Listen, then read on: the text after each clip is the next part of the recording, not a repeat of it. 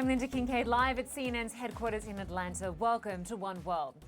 In Sudan, an already dire humanitarian situation is deteriorating, with millions of civilians bearing the brunt of a deadly power struggle.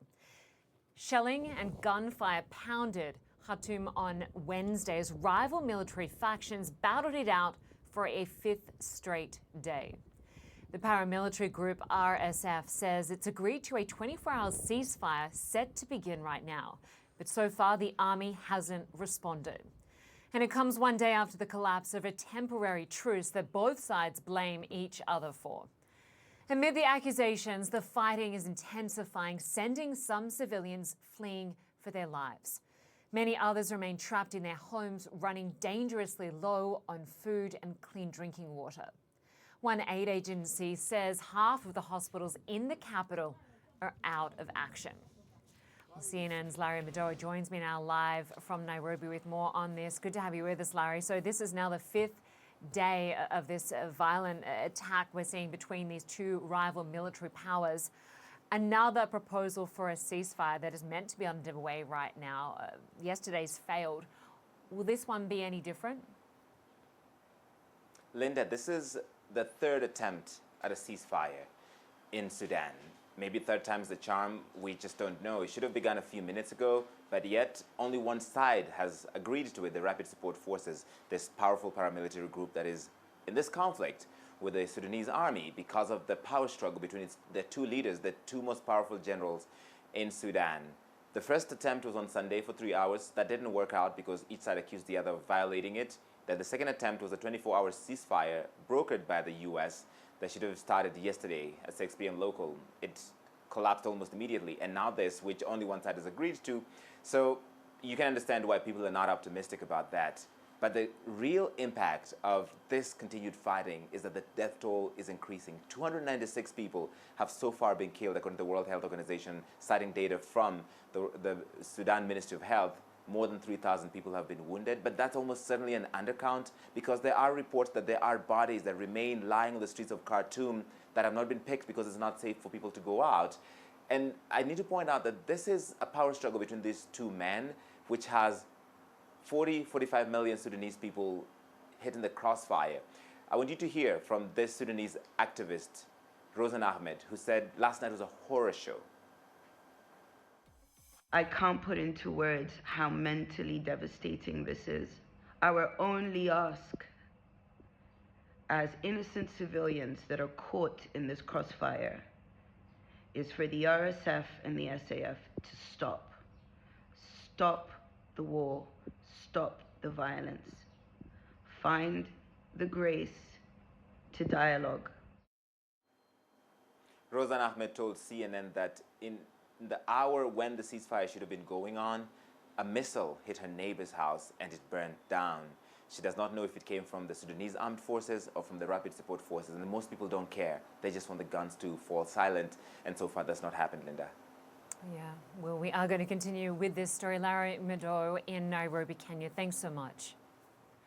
My next guest is known to hundreds of thousands of followers around the world as the hitchhiking nomad.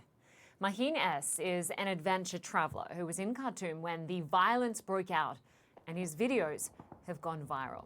This one, taken from a drone, shows a plane on fire at the international airport. And this video, you can see people fleeing the capital city by car and on foot. And this may partly explain why empty shelves are in supermarkets. People obviously stockpiling what they can. Well, Maheen S. joins me now via Skype from a rooftop in Khartoum. Good to have you with us. I understand you've just heard some explosions behind you. What are you seeing, and exactly where are you in the city? So right now I'm just near to the conflict area, just 1 kilometer around conflict area. And the smoke is actually coming from, most probably it's coming from the airport, and which is like 2.5 kilometers something from here. So in the morning, there was a big, massive explosion morning. And after for 1 hour, there was no explosion or something, but gunshots were going on. The sound of small bombing were going on. Again, like just 20 minutes ago, there was a massive bombing. And now the gunshots and the sound of tank we can hear from here. And I understand you were simply traveling through Sudan when this conflict broke out over the weekend. You were on a balcony, you started filming. Did you have any idea what was going on at that point in time? Take us through what you saw. So I was not having any idea. I'm here in Sudan from last 1 month. So I just reached in the capital city, Khartoum, just 2 days before the conflict started. So initially I was not having any idea. But later on, I got to know that it's a conflict between RSF and the Sudanese formal army. And you've obviously been using this drone footage over the capital. Take us through what you've captured. How much destruction have you seen, and how many people are you watching flee the violence? I'm sorry, come again? Can you come again? You've taken some incredible drone vision over the capital. Can you describe the sort of destruction that you're seeing and what's being targeted? Today also, actually, we took our drone to fly there. Me and my friend was there. So suddenly we lost our control and we see a massive shot in the aeroplane. The aeroplane was actually burning there. A few people on your social media sites, Maheen, are worried about your welfare. It looks like you have been in some pretty dangerous situations. Are you worried? Somewhat, I'm worried actually. So I'm first of all giving apology for my English because I'm not an English native speaker.